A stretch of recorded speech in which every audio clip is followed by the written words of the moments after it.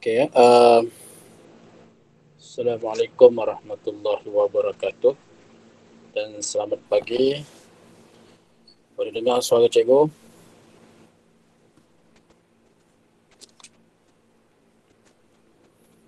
Boleh dengar suara tak?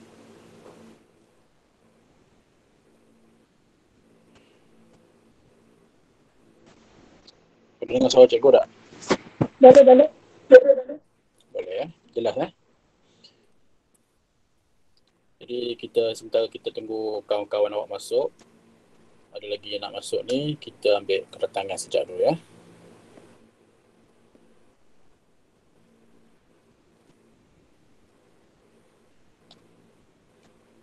Kita bawa ada 8 orang.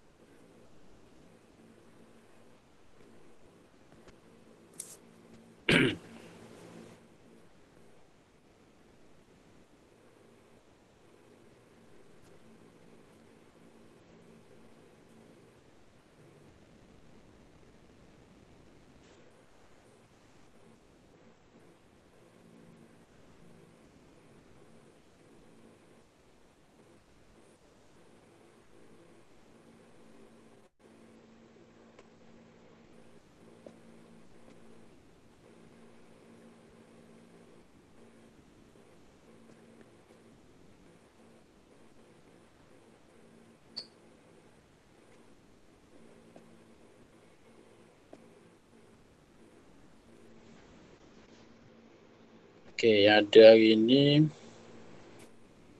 sekarang ni kita minggu yang ke-8 ya. Minggu yang ke-8.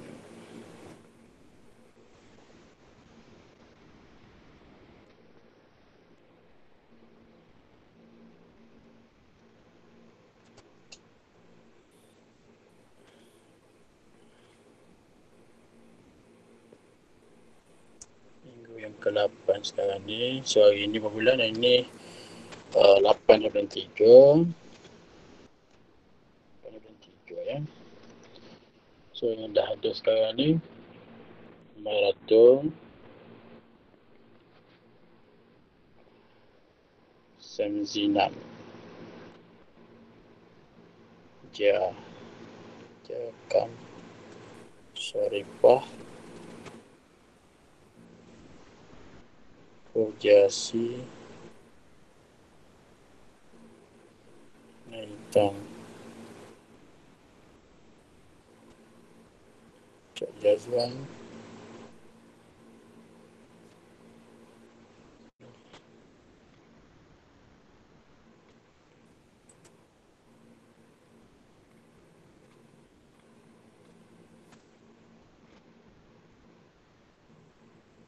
ya. Pakat ni ada 1, 2, 3, 7. Baru 7 lah. Okay, mungkin daripada masa ke semasa kita akan akan masuk ya. Baik, ni kita dah settle dari segi attendance untuk yang pertama ya, slot yang pertama. Okay.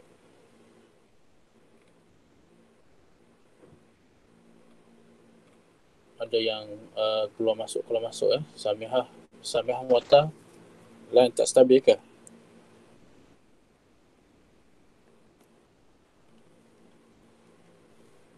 Okay, seperti biasa sebelum kita mula kena onkan kamera ya. Tapi kalau line awak tak stabil keluar masuk tu, mungkin awak boleh offkan kamera lah. Kalau line stabil tak apalah ya. Mungkin ada talian yang tak berapa kuat ya. Untuk bila kita on kamera tu dia mungkin diperlukan line yang kuat lah. Baik, dari segi kita punya perbincangan saya dah tengok ada 10 orang ya yang menghantar tugasan ya. Ada 10 orang latest punya siapa hantar ajar 9 Kalau tengok 10, 9. Itulah tugasan yang terakhir lah pada minggu lepas. Jadi kita akan bincangkan dalam kelas yang akan datang lah, kelas yang lama sikit. Hari ni kita nak pergi kepada kiranya dah habis lah bab 4 ni. Kesihatan manusia tu dah habis. So hari ni kita nak masuk bab baharu, iaitu air dan larutan. Air dan larutan.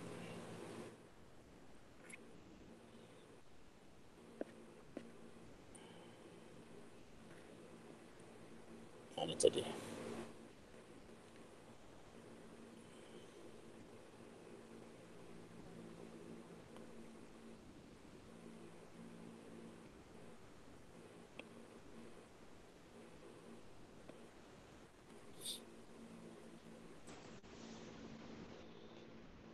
Okey, dah bersedia ke?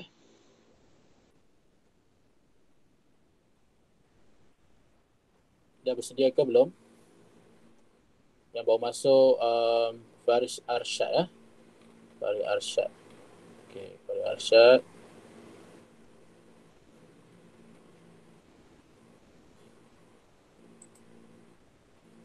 Okey, kita tengok.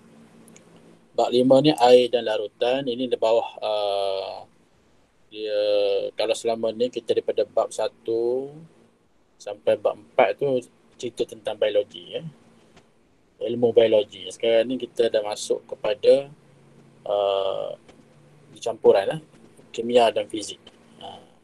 Kimia dan fizik. Jadi bab 5 dah rentetan daripada tingkatan 1 juga pernah belajar masa tingkatan 1, yang berkaitan dengan air dan larutan. Dia sambung lah. Kalau ingat lagi masa yang tingkatan 1 punya silibus, nanti saya nak tengok untuk teks tingkatan 1. Belajar bab 5 iaitu jirim. Bawah tajuk jirim. Kalau ingat lagi. Bab jirim.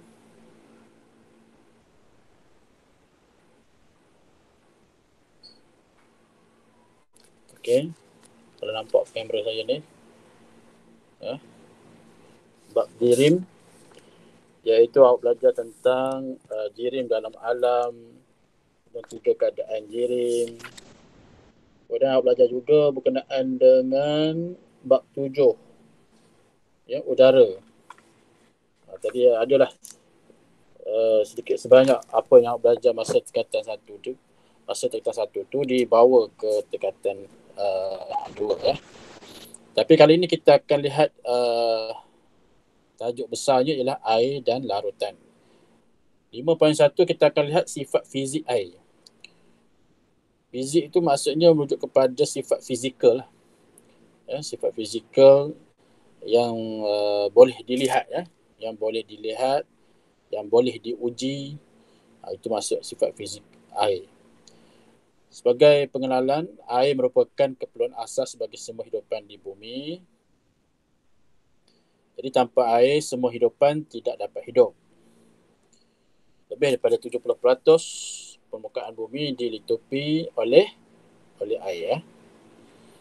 Jadi air mempunyai ciri-ciri yang unik, iaitu air tulen tidak berwarna, tidak berbau, tiada rasa dan wujud sebagai cecair pada suhu bilik.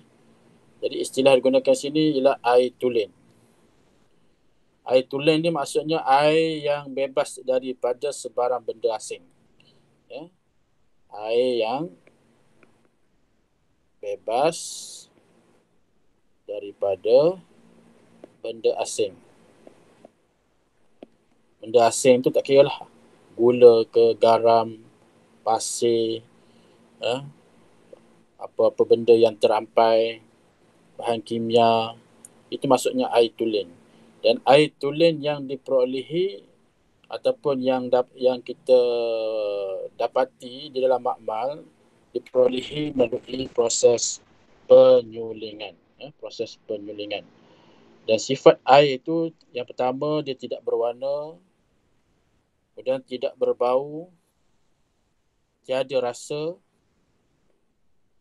dan wujud sebagai cecair. Ya. Wujud sebagai cecair pada suhu bilik. Suhu bilik ni berapa?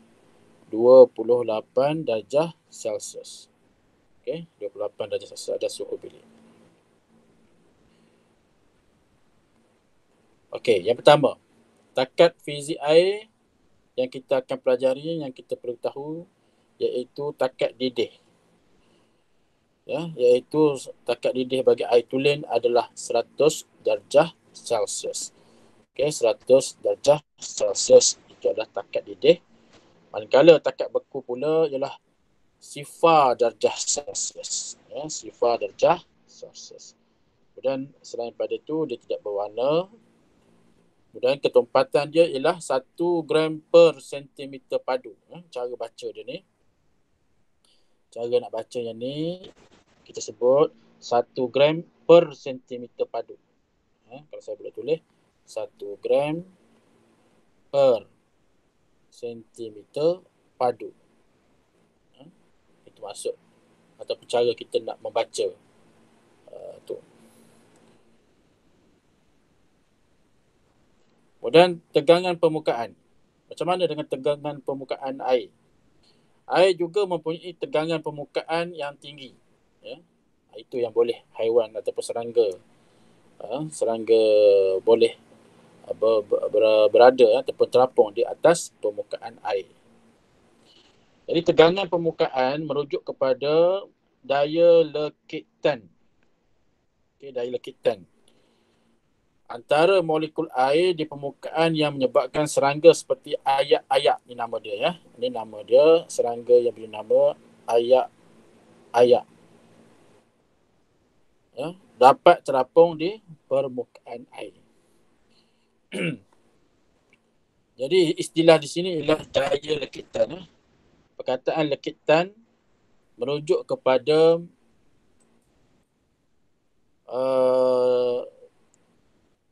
interaksi ataupun kita kata paduan antara molekul air, sesama molekul air. Itu dipanggil lekitan. Kita akan jumpa satu lagi istilah daya lekatan. Dia lekit dengan lekat. I dengan A. Jadi kalau lekit maknanya air dengan air. Jadi dia bila dia bercantum, kita panggil dia daya lekitan. Jadi kalau lekatan tu kita akan belajar dalam topik lain lah. Ya, dalam topik tumbuhan nanti ya. Yang berkaitan dengan lekatan. Jadi saya tak sentuh lagi lah perkataan lekatan tu. Dan ada di sini tumbuhan ya. Dah ada tumbuhan. Daya lekitan dan daya lekatan. Kita gunakan dua istilah tersebut. Kalau daya lekitan, daya tarikan antara molekul yang sama. Maknanya air dengan air lah. Kalau air dengan air bercantum ataupun bertemu, berpadu, dipanggil daya lekitan. Manakala daya lekatan pula iaitu daya tarikan antara molekul yang berbeza. Ya, saya katakan molekul air dengan molekul air dengan molekul lain, molekul gas. Maknanya lekat. Kalau molekul air dengan dinding salo-xylem, katakan. Salo-xylem ni salo yang berfungsi untuk mengangkut air daripada tanah ke daun, contohnya. Jadi air itu dia nak naik daripada tanah, nak naik pergi ke atas, ya, pergi ke bahagian daun ya, ataupun pucuk. Jadi dia kena lekat pada dinding salo-xylem. Jadi dia panggil sebagai daya lekatan. Daya lekit dengan lekat. Sekali lagi saya ulang, lekit melibatkan tarikan antara molekul yang sama. Contoh air dengan air. Ya, kalau lekatan, molekul air dengan molekul yang berbeza ya. Satu lagi istilah kita akan gunakan iaitu tindakan kapilari. Ya, tindakan kapilari pada tumbuhan. Ya.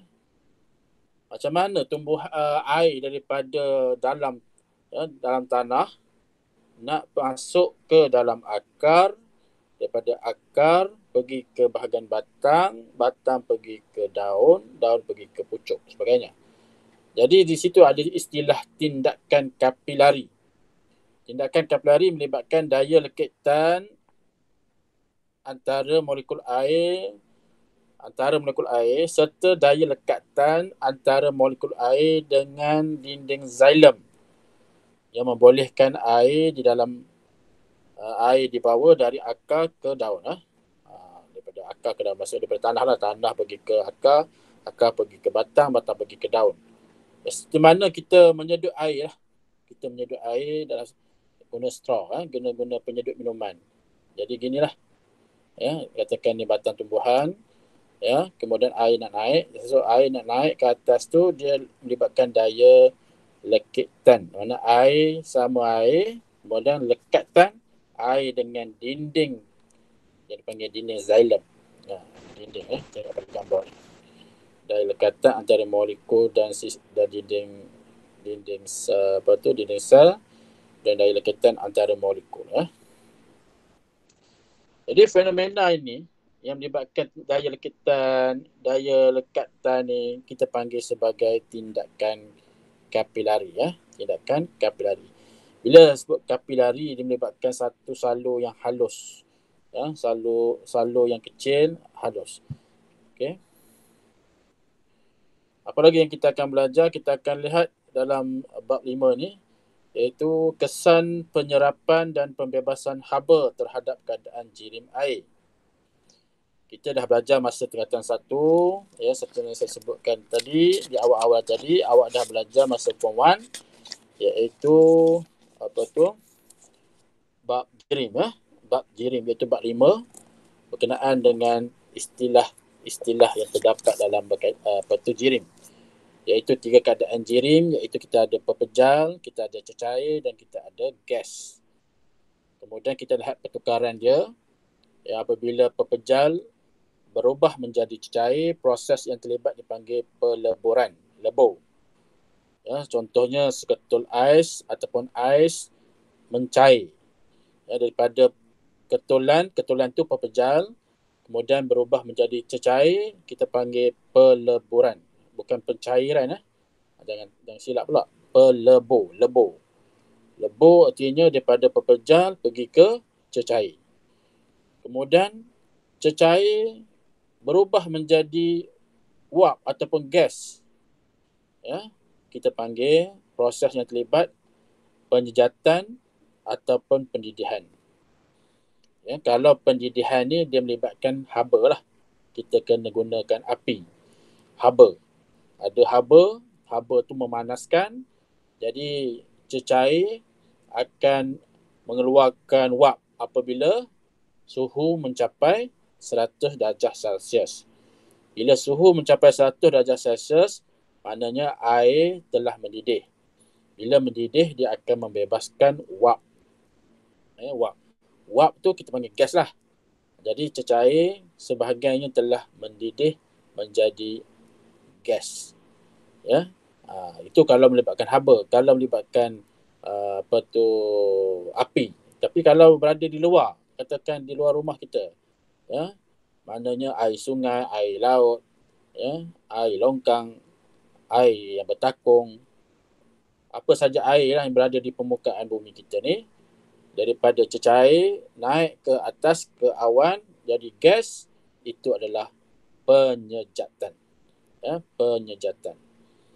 Okey. Kemudian daripada gas jadi cecair balik. Ya, daripada gas jadi cecair balik, itu panggil kondensasi. Kondensasi, ini kondensasi. Kemudian daripada cecair berubah menjadi pepejal, jadi proses itu dipanggil pembekuan. Ya, beku. Pembekuan. Sekiranya pepejal berubah terus menjadi gas tanpa melalui cecair, ataupun gas berubah menjadi pepejal tanpa melalui cecair. Proses tersebut dikenali sebagai pemejal wapan. Okey, pemejal wapan. Sama ada pada pepejal pergi ke gas atau gas pergi kepada gas pergi pada pepejal, kita panggil sama je, iaitu pemejal wapan. Satu lagi yang kita perlu ketahui, ya, perubahan daripada pepejal pergi cecair, pergi ke gas, itu maksudnya haba diserap. Ya, ini istilah dia, haba diserap. Maknanya daripada pepejal nak berubah kepada cecair, melibatkan haba tu diserap. Haba diserap. Bila haba diserap, itu yang berubah tu. Yang berubah daripada pepejal kepada cecair. Begitulah cecair berubah kepada gas, haba pun diserap. Ya, haba diserap. Sebaliknya, apabila gas berubah kepada cecair ataupun cecair berubah kepada pepejal, haba dibebaskan. Haba dibebaskan. Ataupun kita kata daripada gas terus berubah kepada pepejal, haba dibebaskan. Jadi untuk mengingat cara ni, kita tulis PCG. Ya, P untuk pepejal, C cecair, G untuk gas. Jadi kita buat je lah. Ya, arrow tu begitu. Maknanya proses kita tahulah.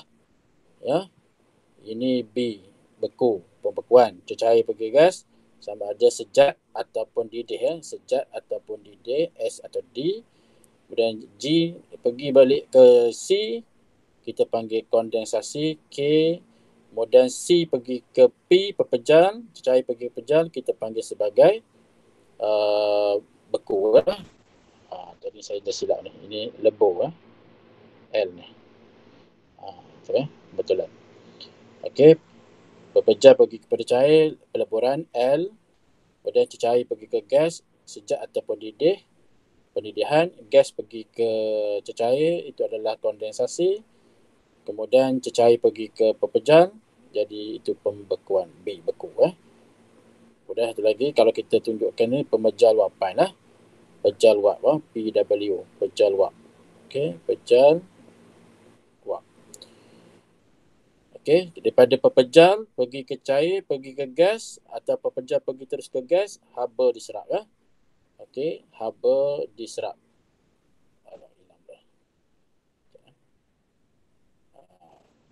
Haba diserap.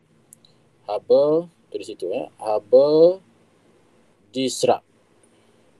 Diserap. Haba serap. HS, haba diserap. Manakala daripada gas pergi cecair, pergi ke pepejal, atau gas terus pergi ke pepejal, haba dibebas. HB. Haba bebas. Itulah ringkasan dia, cara nak mengingat. Kalau tak jelas, kena tulis balik lah. Boleh faham sekarang ni?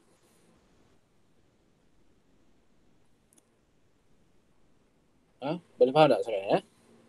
Jadi sebenarnya Rajah 5.3 ni dia lebih kepada macam revision sikit. Bab tingkatan 5. Bab tingkatan 5 pula. Bab tingkatan 1, bab 5. Sasut pagi-pagi ni. Okey, kita tengok komposisi air.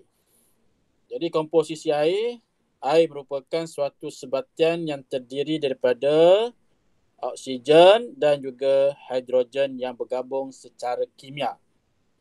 Lihat gambar rajah di sebelah kanan. Okey. Yang merah tu adalah molekul oksigen. Ni adalah oksigen. Okey. Oksigen. Manakala diapit oleh dua molekul hidrogen. Ya. Dan ini adalah dia punya bond dia. Dia punya rantai dia. Ikatan dia. Dia panggil single bond. Ataupun single bond ni rantai tunggal. Diikat. Supaya melekatlah antara molekul tersebut. Dan itu bergabung secara kimia. Ini bukan bergabung secara fizik. Bergabung secara kimia. Disebut bergabung secara kimia ni, maknanya dia boleh putus. Dia boleh putus ikatan dia tu. Kalau hilang satu H, dia dah jadi benda lain. Kalau hilang O, dia jadi dah benda lain. Ya, kalau hilang dua-dua H, dia pun adalah molekul yang berbeza. Sebab apa? Sebab dia daripada satu molekul oksigen, dua molekul hidrogen bergabung. Ya, bergabung, terikat, dipanggil kimia. Ya, secara kimia, chemical.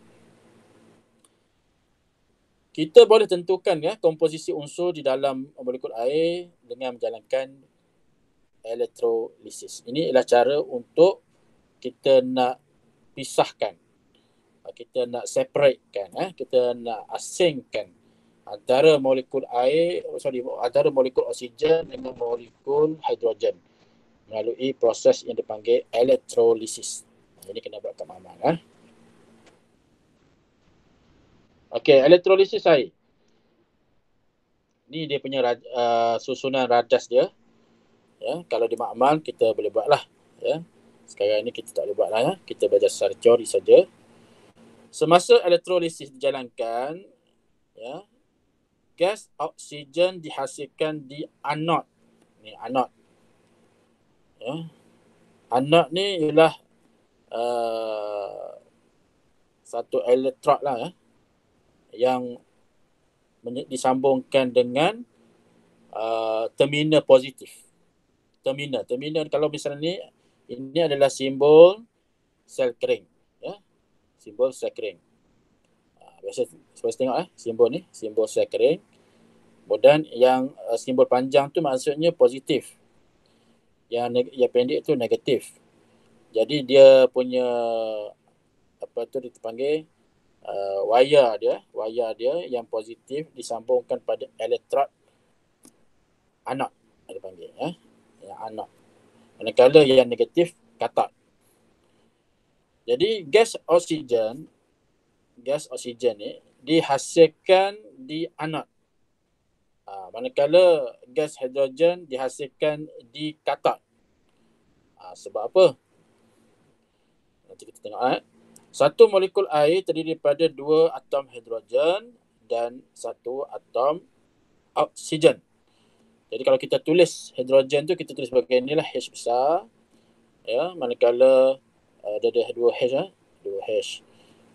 Dan satu lagi oksigen satu O. Ya. Dan hidrogen ni adalah positif. Ya. Dia adalah bercas positif, manakala oksigen dia bercas negatif. Ini formula kimia dia. Ya, formula kimia dia. Simbol kimia bagi air adalah H2O. H2O.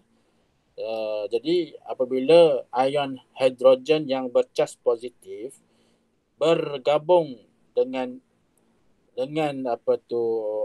ion oksigen yang bercas negatif, maka dia boleh menjadi satu batian yang dipanggil air, iaitu H2O. Cuma sekarang ni kita tengok elektrolisis air ni, gambar rajah di sini. Ya. Sebabkan hidrogen ni ataupun kita kata gas hidrogen adalah positif, maka dia akan tertarik pada elektrod katot yang negatif. Memang sifat yang kita belajar ya. Yang positif akan tertarik kepada negatif. Begitulah sebaliknya, negatif tertarik pada yang positif. Ya, kalau kita belajar tentang magnet pun sama. Ya, magnet kita belajar magnet, ada yang kutub utara akan tertarik ke kutub selatan. Kalau sama-sama kutub, dia akan menolak. So sekarang ni kalau kita cerita tentang molekul ataupun ion, sebut ion ni maknanya ada charge. Ni charge. Charge positif, ni charge negatif. Ya. Jadi apabila kita susun radas seperti ini, ya, kita akan letakkan di dalam bikar ni dengan susunan seperti inilah. Yang dalamnya ada elektrod. Elektrod ni sebenarnya dibuat daripada karbon. Elektrod karbon. Seperti kalau kita tahu yang bateri tu, dalam bateri ataupun dalam sel kering, dalam tu ada satu karbon seperti silinder. dia boleh mengalirkan arus elektrik. Jadi ion oksigen, ya, ion oksigen akan tertarik ke anod, ya, sebab oksigen ni negatif. Okey, sebab dua negatif, itu memang dia punya formula dia. Dia tertarik. Manakala ion hidrogen yang positif, yang pecah positif akan tertarik ke elektrod kathod. Elektrod kathod. Jadi apa yang terhasil? Jadi dalam dalam tabung didih, ya, kita guna tabung didih ataupun tabung uji, kita dapati bahawa di elektrod anod ni gas oksigen terhasil, manakala di elektrod kathod gas hidrogen terhasil. Macam mana kita tahu gas tu oksigen ke gas tu hidrogen? Nanti kita akan lihat, ya. Satu, kita boleh lihat kepada jumlah ataupun ni, ya, gas yang terkumpul ni. Gas yang terkumpul. Kalau kita lihat di sini, di sebelah tabung uji ni sebagai A, ni sebagai B. Di bahagian tabung didih A ni, ya, dia punya kuantiti gas yang terkumpul adalah separuh daripada yang B. Kita belajar teori H2O. Ya, hidrogen 2 kali daripada oksigen ataupun 2:1. Sebab itu, ya, gas yang terkumpul di bahagian B ini lebih banyak berbanding di bahagian A. Itu satu. Yang kedua, kita kena uji. Kita kena uji gas yang berada dalam tu untuk membuktikan betul ke tu gas oksigen dalam tu. Betul ke dalam ni gas hidrogen. So kita kena buat ujian. Ujian untuk menentukan kehadiran gas oksigen ialah kita kena gunakan kayu uji berbara. Ya, kita akan gunakan kayu uji berbara. Tahu tak kayu uji berbara ni macam mana?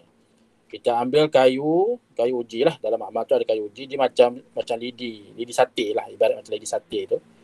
Kemudian kita bakar lah lidi tu. Tapi kita tak boleh terus sampai keluar api. Dia berbara je. Ya, kita biarkan dia berbara. Ya, tanpa ada api, ya. Biar dia bara. Kemudian kita celupkan, ya. Kita celupkan gas yang terkumpul tadi, yang A ni katakan. Kita gunakan kayu uji berbara, kita celupkan. Kalau kayu uji berbara tu menyala, itu adalah bukti bahawa gas yang terkumpul adalah gas oksigen. Ya, sebab apa? Sifat oksigen ialah menyalakan api. Sebab untuk membolehkan pembakaran, antara keperluannya, syarat-syarat untuk ada pembakaran, pertama mesti ada bahan bakar. Yang kedua ada oksigen, yang ketiga ada haba. Dan salah satunya adalah oksigen. Oksigen ada, jadi kayu uji sebagai bahan bakar, ya. Kemudian ada haba, maka dia boleh menyala. Ya, bila menyala, maknanya itu bukti bahawa ini adalah gas oksigen. Untuk gas hidrogen macam mana pula? Okey. Gas hidrogen ni dia punya ujian dia, kita kena guna kayu uji juga, tapi kayu uji yang menyala. Ya, kayu uji menyala. Okey, maksudnya kayu uji tu dibiarkan ada api. Kemudian kita celupkan dalam gas yang terkumpul tersebut. Kemudian kayu uji yang menyala tu akan padam. Bukan sekadar padam, dia akan mengeluarkan bunyi pop. Ya, dia akan mengeluarkan bunyi pop, POP, pop. Bila dia keluar bunyi pop, itu bukti bahawa itu adalah gas hidrogen. Okey. Sekarang kita pergi kepada kesan benda asing terhadap takat lebu dan takat didih air. Kita dah tahu, kita dah belajar bahawa takat didih air tulen adalah 100 darjah Celsius. Dan takat lebur bagi air tulen adalah 0 darjah Celsius. Apa kesan sekiranya kita masukkan benda asing? Contohnya kita letakkan garam ke dalam air tulen. Apakah kesan terhadap takat lebur dan takat didih? Adakah bertambah, berkurang, sebagainya? Ataupun tak berubah? Jadi garam biasa menurunkan takat lebur ais. Ya. Bila turunkan bermaksud bila suatu pepejal tu ataupun sesuatu jirim tu, pepejal lah nak kata ya, kita masukkan dengan garam, kita letak garam, kemudian kita ambil termometer, kita test, ya, kita akan dapati bahawa takat lebur dia tidak lagi 0 darjah Celsius, ya, tapi negatif. Ya, negatif. Itu maksudnya garam biasa tu menurunkan takat lebur ais. Dan dari segi takat didih pula dia menaikkan. Bila kita letak garam dalam air, ya, air tulen, kemudian kita panaskan dia dan kita letak termometer untuk menguji suhu, kemudian kita dapati pada suhu 100 lebih, mungkin 103, mungkin 102, ya, 103 darjah Celsius contohnya, barulah, ya, air mendidih. Itu panggil takat didih. Bermaksud itu, ya, ciri fizikal air yang lain seperti rasa, bau dan warna juga boleh berubah jika ada kehadiran benda asing. Ya, benda asing. Bila ada benda asing tu dia boleh mengubah, ya, dari segi rasa. Air kita isi garam jadi rasa masin. Air kalau kita isi gula jadi manis. Kemudian bau, kalau kita letakkan satu benda yang berbau, dia akan mengeluarkan bau. Dan begitulah warna, ya, kalau kita letak pewarna. Sebagai contoh, air laut berasa masin kerana garam terlarut di dalam air laut. Mudah ya. Bila ada garam dalam air, jadi masin lah. Sekarang ni kita lihat kepada penyejatan air. Proses penyejatan air. Penyejatan air ialah proses yang berlaku di permukaan air. Itu penting, kena gariskan tu. Ya, di permukaan air yang menukarkan air menjadi wap air ataupun jadi gas. Ya, daripada air menjadi wap air. Wap tu samalah dengan gas. Jadi proses ini boleh berlaku pada sebarang suhu, tak kira suhu berapa pun. Ya, suhu bilik ke, suhu yang panas apatah lagi, ya, macam sekarang ni cuaca panas di luar, ya. Kalau kita jemur pakaian cepat kering, ya. Tapi kalau kita jemur pakaian kita musim hujan, baju tu akan kering juga, tapi proses dia tu memakan masa. Bagaimana kita nak gambarkan proses penyejatan air ni? Okey. Katakan kita sebuah bikar, kita letak air, ya, kemudian kita biarkan bikar tu terdedah kepada persekitaran. Jadi molekul-molekul air di permukaan, ini bahagian permukaan dulu ya, bahagian permukaan ni mempunyai tenaga kinetik yang lebih tinggi. Ya, kinetik ni maksudnya menyebabkan pergerakan. Dia bergerak dengan pantas dan dapat terlepas ke udara. Ya, kalau kita biarkan lama-lama, air itu akan surut. Cuma lambatlah kalau misalnya suhu yang kita gunakan tu suhu biasa saja, ya, suhu bilik kita letak dalam rumah, katakan dalam rumah suhu bilik lah, ya, tak kena pada cahaya matahari. Jadi proses penyejatan tu berlaku tetapi perlahan. Kalau kita letakkan air tu ataupun bikar ni kita letakkan di luar rumah, bagaimana? Jadi penjejatan tu berlaku lebih cepat. Tengok ya, macam mana kita jemur pakaian. Adakah kita menjemur pakaian atau baju kita seperti ini, kita sidai macam ni, ataupun kita lipat. Kita sidai itu dengan melipatkan dia, ataupun kita dedahkan seperti ini, terbuka directly. Ya, kita buka baju tu, kemudian kita kepit di bahagian atas dia. Jadi baju ni dia punya permukaan dia terdedah lebih banyak dan kadar penjatan dia akan lebih cepat. Apakah faktor-faktor yang mempengaruhi kadar penyejatan air? Yang pertama, kelembapan udara. Kelembapan udara. Kataan lembab sini ialah maknanya ada air. Ada air. Maknanya udara yang ada air. Yang kedua, suhu persekitaran. Yang ketiga, luas permukaan air yang terdedah. Dan yang keempat, suhu persekitaran 2 kali. Ni ada correction sikit. So kita ambil 3 lah. So ni 2 kali. Dia bukan 2 kali. Sepatutnya 1 lagi dia. Ada yang keempat iaitu keamatan cahaya. Yang ini 1 lagi. Iaitu keamatan cahaya. Okay. Tukar tu Tukar. Suhu persekitaran tu tukar sebab ada dah atas tu. Gantikan dengan keamatan cahaya. Kelembapan udara. Kita akan lihat faktor-faktor tersebut. Kelembapan udara. Yang pertama, udara kering mengandungi wap air yang sedikit. Oleh itu, udara kering dapat menampung lebih banyak molekul air yang terlepas dari permukaan air. Jadi, kadar penyejatan air meningkat. Jadi, kalau udara kering, wap air dia pun sedikit. Wap air tu dalam sekitaran tu sikit.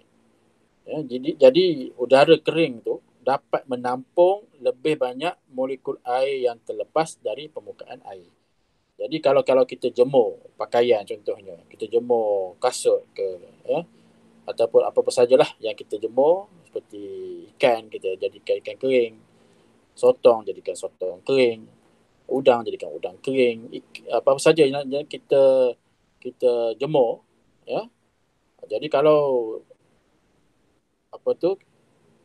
udara di sekitar kita tu kering, maka cepatlah kadar penyejatan.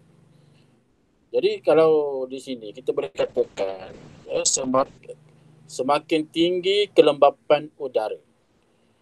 Okey, semakin tinggi kelembapan udara, maksudnya air banyak. Air banyak tu. Bila saya sebut semakin tinggi kelembapan udara, itu merujuk kepada kandungan udara dipenuhi oleh air ataupun banyak air.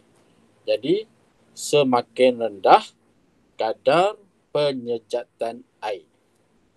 Okay, maksudnya gini, senang je faham. Musim hujan ataupun musim kita kata mendung, cuaca mendung, ataupun cuaca mendung tu kerana memang musim hujan. Mungkin tak hujan tapi sebabkan baru lepas hujan, musim terkujuh, jadi kelembapan udaranya tinggi. Bila kita jemur pakaian, jadi kadar penyejatan air daripada pakaian kita tu menjadi rendah lah. Okey, itu faktor Dan sebaliknya, sekiranya kelembapan udara tu rendah, kadar penyejatan air adalah tinggi. Begitu Saya faham sudah. Yang di sini ditunjukkan udara kering. Udara kering ni maksudnya kelembapan udaranya adalah rendah. Udara kering tu merujuk kepada kelembapan udaranya rendah. Sebenarnya saya sebutkan tadi, lembab tu merujuk kepada ada air ataupun tiada air. Lembab. Macam kita kata pakaian yang lembab. Baju kita lembab. Maknanya tak cukup kering lah. Air itu masih ada. Jadi itu maksudnya. Suhu persekitaran. Apabila suhu persekitaran meningkat, molekul-molekul air di permukaan memperoleh lebih banyak tenaga.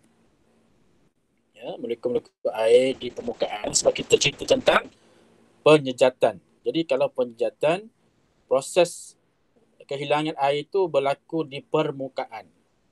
Permukaan air. dia memperoleh lebih banyak tenaga. Bila suhu meningkat, suhu meningkat daripada katakan 28 darjah Celsius dalam rumah, 28 darjah, kita bawa keluar rumah, pakaian tu diletakkan di luar rumah, kena pada suhu 31 darjah Celsius. So meningkat. Itu kalau berbumbung. Kalau misalnya kita dedahkan pakaian tu tanpa diletakkan ada bumbung di rumah ataupun pos ataupun garaj, kita letak directly kan cahaya matahari, mungkin suhu dia lagi meningkat. Mungkin 35, 36 darjah Celsius. Kalau negara kita biasanya 35 hingga 36 darjah Celsius lah. Ya. Tapi kalau negara Arab sampai 50 darjah Celsius. Ya.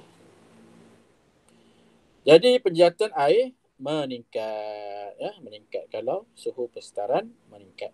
Jadi kita boleh katakan di sini dia punya hipotesis, semakin meningkat suhu persekitaran, semakin meningkat kadar penyejatan air. Ya.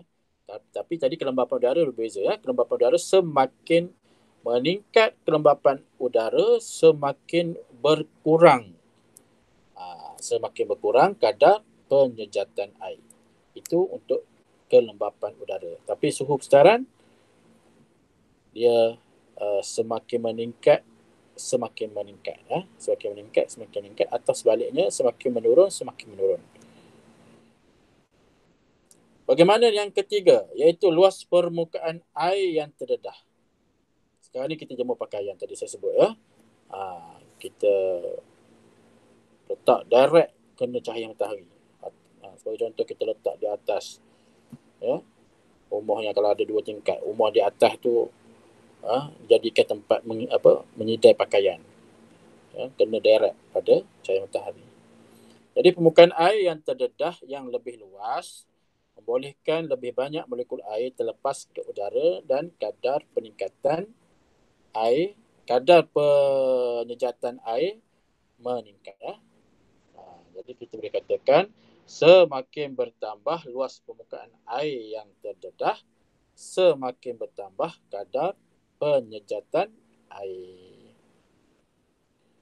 Dan yang keempat, iaitu pergerakan udara. Yang keempat iaitu pergerakan udara. Jadi saya sebut keamatan cahaya tadi, saya tak silap, ya. Jadi saya kena betulkan semula tadi. Saya nak bagi balik ke slide yang sebelum tadi, ya.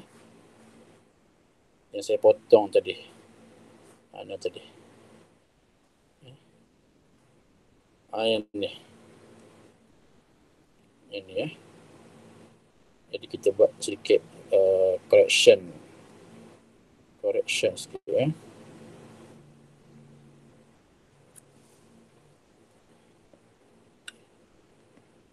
Kita padam ni.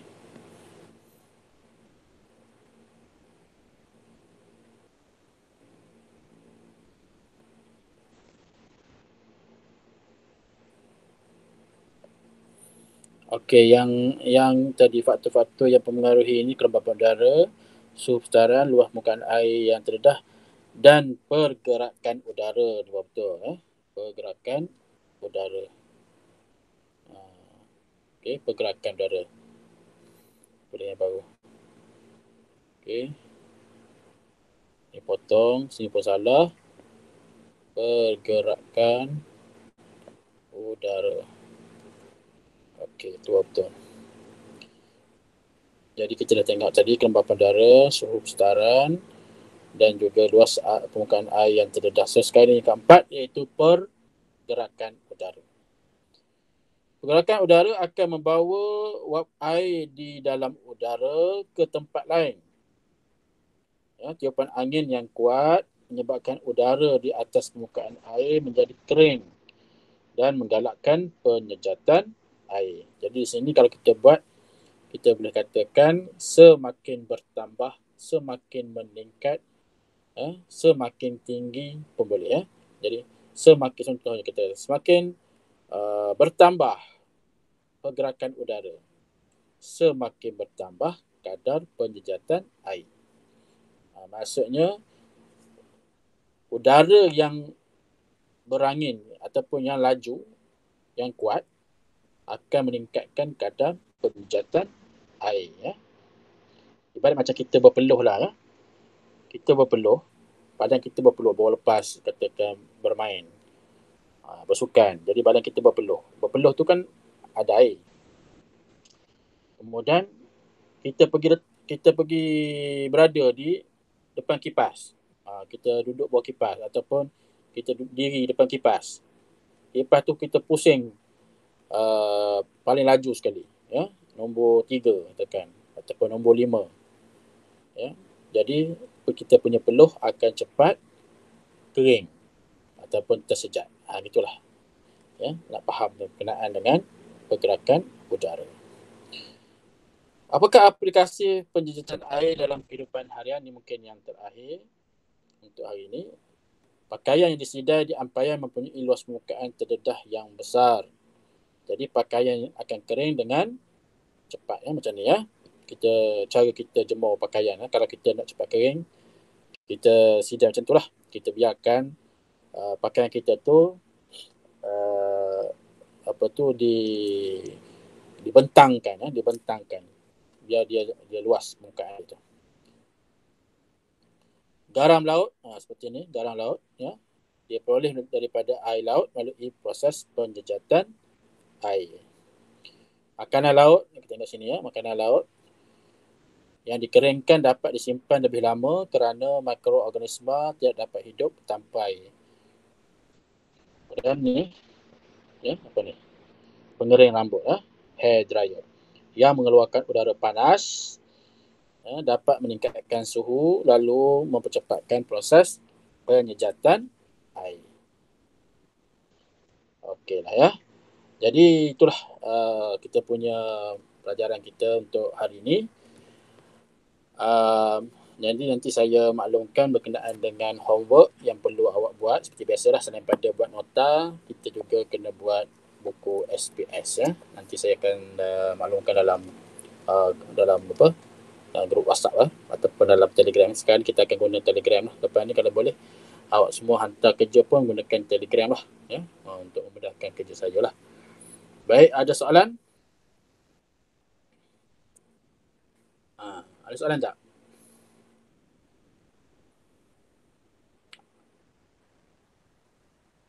Tak ada soalan. Kalau tak ada soalan, itu saja perjumpaan kita untuk kali ini. Saya harap anda semua dalam keadaan yang sihat sejahtera.